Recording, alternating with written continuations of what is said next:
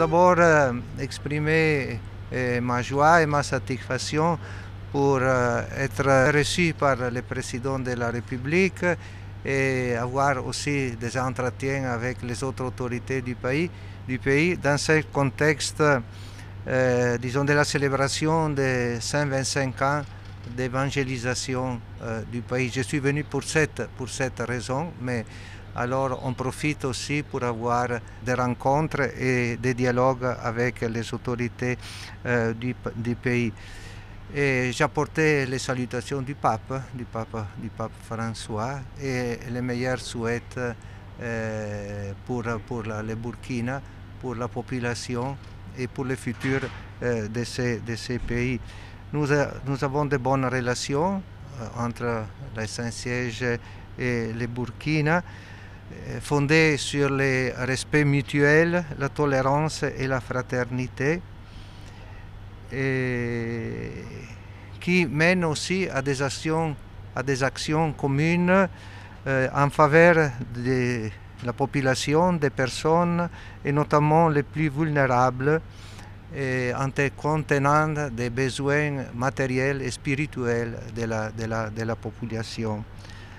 Alors on a parlé beaucoup de la paix et de la lutte contre le terrorisme, de la volonté du gouvernement de reprendre, disons, le contrôle du territoire et d'assurer des conditions de paix et de développement de la population. Et il me semblait très important, disons, mettre ensemble d'un côté l'action militaire, mais de l'autre côté l'action de développement, parce que c'est important que les gens puissent jouir de ces droits fondamentaux à l'alimentation, à l'éducation, à la santé et à tout ce qui rend la vie possible et une vie digne pour la population. L'Église universelle, le Saint-Siège, agit surtout à travers l'Église locale.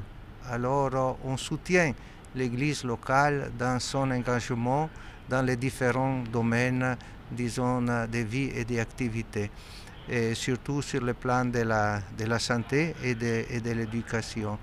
Et le Saint-Siège, au niveau de la diplomatie, essaie de créer des conditions qui permettent le dialogue et la confiance mutuelle entre les nations et entre les personnes, parce qu'on vit dans ce monde-ci une situation très polarisée. C'est ce qui nous préoccupe beaucoup, c'est cette polarisation qui existe dans le monde. Alors les tentatives du Saint-Siège et aussi, disons, vis-à-vis au Burkina, c'est de créer des conditions qui permettent de dialoguer et de collaborer pour un monde meilleur.